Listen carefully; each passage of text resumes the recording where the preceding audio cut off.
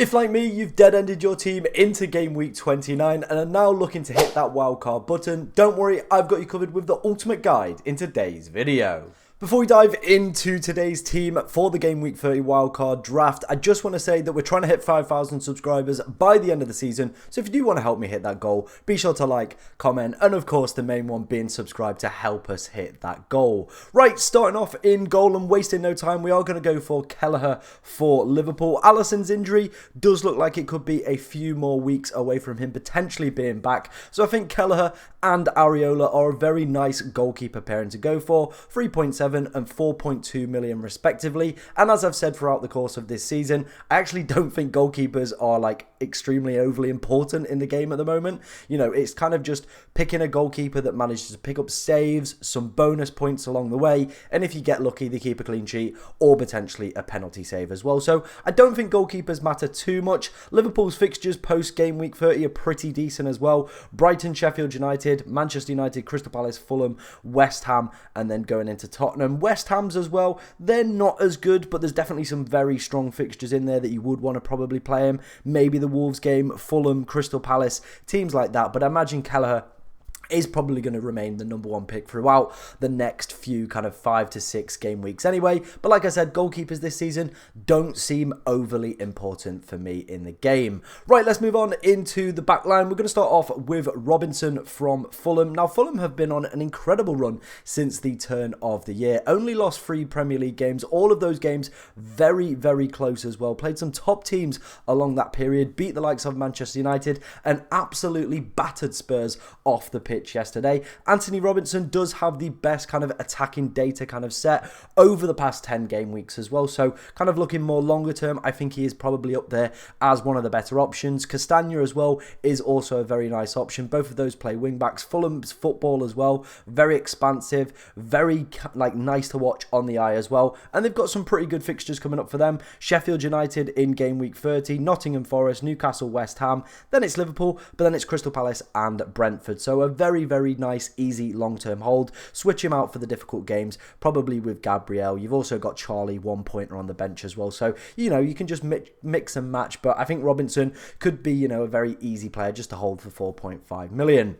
Moving on to our next defender, and it is going to be Gusto from Chelsea. Probably one of their kind of standout performers in a very mediocre season for them. Some very positive fixtures coming up for the Blues. They've got Burnley, Manchester United, Sheffield United, Everton, Brighton, Aston Villa, and West Ham United. That Burnley game as well looking extremely appealing. I probably would go for Gusto over any of the other Chelsea defenders at 4.2 million. Very likely to pick up attacking returns as well, and his data is pretty good in terms of amongst the kind of defenders out there, especially for that price point as well, 4.2 million. I don't think you can really go wrong with this pick. Finishing up, it is going to be Pedro Porro. Now, Spurs' fixtures for the next 3 at least are pretty decent. If you want to include that Newcastle game as well, probably the next 4. Luton up next as well, West Ham and Nottingham Forest. Those are probably going to be the 3 that you would like to hold Pedro Porro for. You know, Spurs defensively, they're asking a lot of questions this season, and I think clean sheets are a big ask for their assets.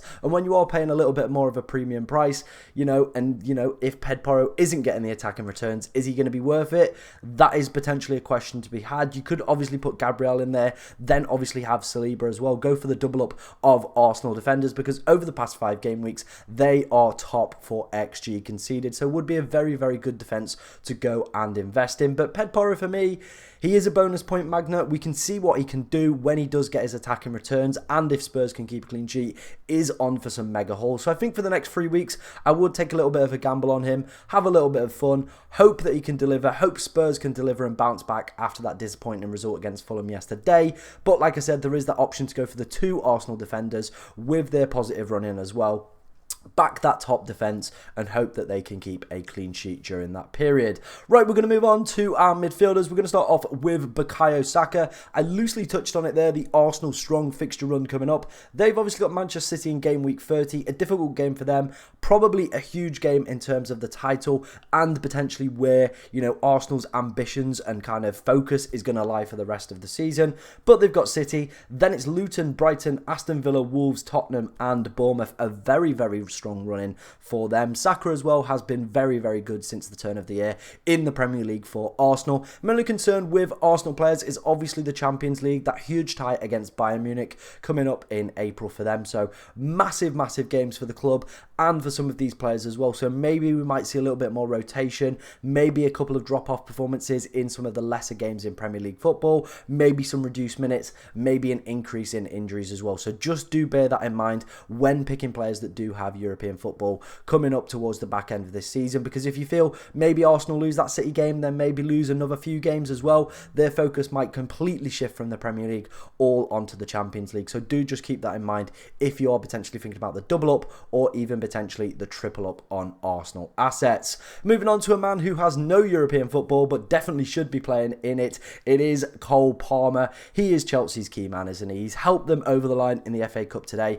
A goal and an assist for him. Obviously probably should have taken the penalty as well, so it would have been 2 goals and an assist. Game week 28 as well, absolutely slapped it for Chelsea. He is arguably the best value, like money for value asset in the game. I'll get my words out eventually. Like I said, with Gusto, Chelsea's fixtures as well are absolutely immense, and I wouldn't even be afraid of putting the armband on Cole Palmer. His per 90 data is absolutely ridiculous. It's almost as close as Erling Haaland's in terms of points per 90, which is absolutely ridiculous considering the price difference between these two players. You're looking at that Burnley game, you're looking at Sheffield United as well. Definitely some captaincy material in there if you did fancy going for Cole Palmer. Moving on to our next player, it is going to be Son from Spurs. Again, like I said, the next 3 are pretty good for Spurs. Obviously, after that, they do take a little bit of a dive where they play Newcastle, City, Arsenal and Liverpool all back-to-back. So probably at that point, you are going to be wanting to look to offload the 2 Spurs lads. But at the moment, for the next 3, I probably would still gamble on them and keep Son and Porro in for the next 3. But after that, I probably would be looking to move both of those on. We know what Son is capable of. Again, definitely a player you potentially would want to consider for captaincy. The next 2 fixtures coming up for Manchester City are Arsenal and Aston Villa. So obviously, we're going to have Erling Haaland kicking about, so maybe Son offers himself up as a potential option for this game week. Luton at home does look like they could be pretty much dead and buried. They are struggling to kind of keep some consistency, conceding a lot of opportunities and right down the bottom for XG conceded over the past 5 game weeks. Moving on to a man, the main reason I would be wildcarding this week and a man that I want to get back in my team, it is Mohamed Salah. A super impressive performance in the Europa League on Thursday night. Obviously, FA Cup game is taking place in about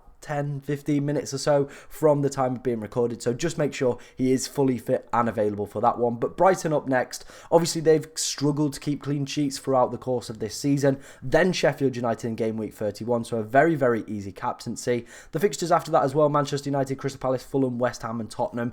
A very easy hold is Mohamed Salah. We all know what that man is capable of.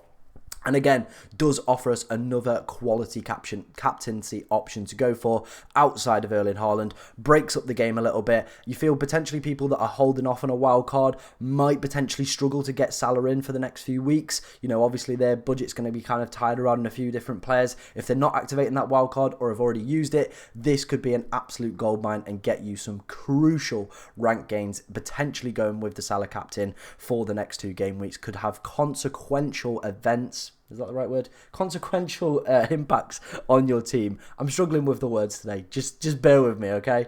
Right, we're going to move on to the front line. Of course, we're going to have Erling Haaland in here. The fixtures for City are a little bit difficult for the next 2, Arsenal and Aston Villa. But after that, Crystal Palace, Luton, Tottenham, Nottingham Forest and Wolves. So probably would regain himself as a captaincy option during that time period. So definitely for me, a very, very solid player. And yeah, I don't think there's too much I can really say on that one.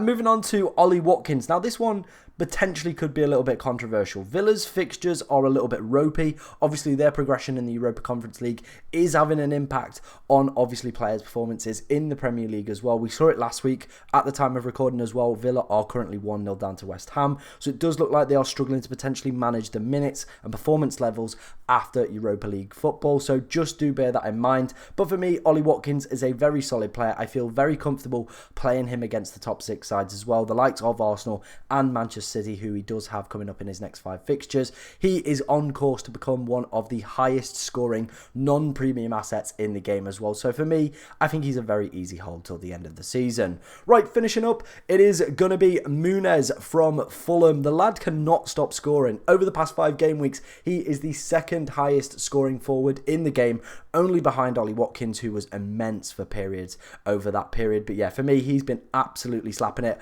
A brace yesterday for him, but did pick up a little bit of a knock. Looked more like an impact injury, just kind of kicked in the back of the leg. So hopefully over the kind of international period, he is going to have time to recover and should be fully fit and available. And for 4.6 million, he seems like an absolute steal with some of the fixtures coming up. Sheffield United, Nottingham Forest, Newcastle, West Ham, Liverpool, Crystal Palace and Brentford. One of my big concerns was obviously Brozier, that 4 million clause that Fulham would have to pay. But it seems like Muniz is kind of shining through and making that money kind of, well, worth paying that 4 million for just to bench Brozier. My only other concern is Jimenez is back, so maybe might start to see some potential reduced minutes, maybe coming off in the 60th, 70th minute. But for 4.6 million, again, seems like a very good asset, kind of maybe even just to sit on the bench if, you know, he's not maybe performing, still going to be getting on the pitch at some points, but yeah, I think he's still a really good asset to potentially go for on the Wildcard 30. That was the team. Let me know what you think of it down in the comments. We're going to have a quick run through of the bench before we finish up. We spoke about Areola. Garnacho's in here again, just a very good enabler for I think it's 5.1 now, 5.1 million, something like that. Yeah, I keep benching him when he picks up points, but he's a very, very good player to go and get. 1 point Charlie, as we said, and then we spoke about Arsenal's strong fixtures after the City game. So yeah, Gabriel, like I said, they are top for XG conceded over the past 5 game weeks. I think they're second over the course of the whole season as well, so a very, very good defence to go and invest in. If you did enjoy any of the content that you see in today's channel or the video, yeah, in the video, be sure to like, comment and subscribe. I'm eventually going to get there with my words today, but you know, it is what it is. Like I said, if you did enjoy any of the content, be sure to comment, subscribe, all that good stuff. But thank you very much for watching today, ladies and gentlemen, and good luck this game week.